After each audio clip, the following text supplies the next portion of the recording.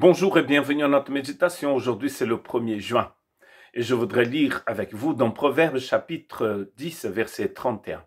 La bouche du juste a pour fruit la sagesse, mais la langue perverse sera coupée.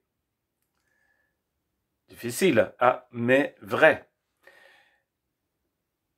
Nous allons donc parler de langue aujourd'hui, car nous parlons de sagesse, nous parlons de grâce et nous parlons des paroles. Les paroles étant donc le résultat de notre vie qui a été transformée ou pas par la grâce de Dieu. La grâce de Dieu, en transformant nos cœurs, nous remplit de la sagesse divine. Et comme cela, nous allons pouvoir marcher, voir, vivre, courir, parler, inspirés par la grâce et la sagesse de Dieu. Et ce thème du chapitre 10, verset 31, est très pertinent parce qu'il nous montre que la bouche parle de la plénitude du cœur. Et c'est d'ailleurs ce qu'il dit Jésus dans Luc, chapitre 7, verset 16 à 20.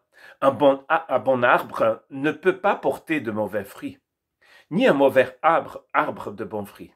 En effet, chaque arbre se reconnaît à ses fruits. On ne cueille pas des figues sur des chardons, et on ne récolte pas non plus du raisin sur des ronces. L'homme qui est bon tire le bien du bon trésor de son cœur. Celui qui est mauvais tire le mal de son mauvais fond. Ce qu'on dit vient de ce qui remplit mon cœur. Ce qu'on dit vient de ce qui remplit mon cœur.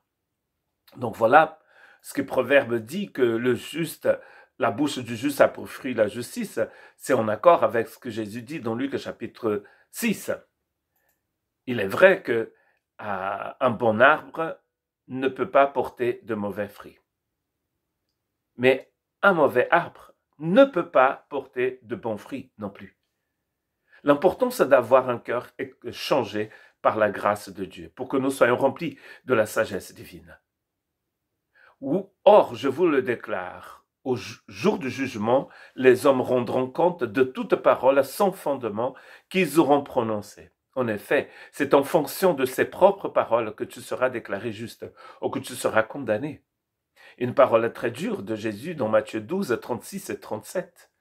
Donc cela veut dire que nous serons jugés en fonction des paroles qui sortent de notre bouche, car la bouche parle de la plénitude du cœur. La bouche, c'est un thermomètre qui montre la vraie température de notre cœur. Voilà pourquoi c'est très important de laisser la grâce transformer notre cœur. De laisser le Christ transformer notre cœur. Transformer notre homme intérieur, comme nous dit Paul. Cet homme intérieur, c'est comme une source, devient comme une source. Du coup, du figuier, on va pouvoir cueillir des figues. Et pas autre chose, et pas du chardon, comme il dit ici. Nous allons pouvoir cueillir des vignes, des raisins, et pas de ronces. L'important, c'est donc dans ce changement du cœur. Car la langue, nous pouvons louer Dieu avec notre langue pour ses encouragements, pour ses bénédictions. Nous pouvons à notre tour encourager le faible, reconforter ceux qui sont affligés et aider, exhorter ceux qui ont besoin de correction dans leur vie, ceux qui s'égarent.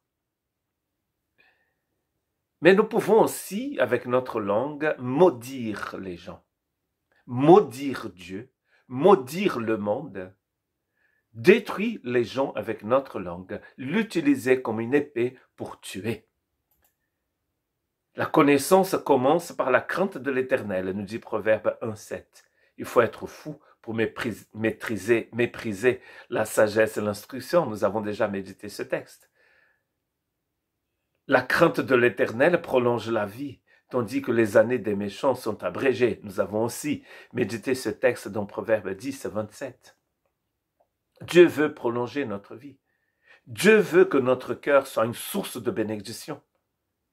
Car si notre cœur est une source de bénédiction, notre langue le sera aussi.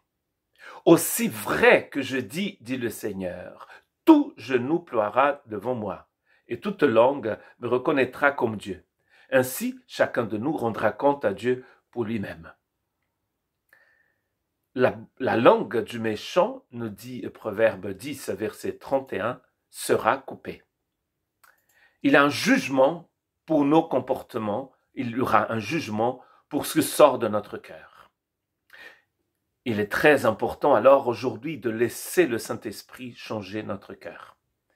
La vie d'en haut dont parle Jésus dans Jean chapitre 3 en parlant à un pharisien, un religieux, à Nicodème, cette naissance d'en haut va nous introduire, nous faire entrer dans le royaume de Dieu. Et le royaume de Dieu rentre en nous aussi.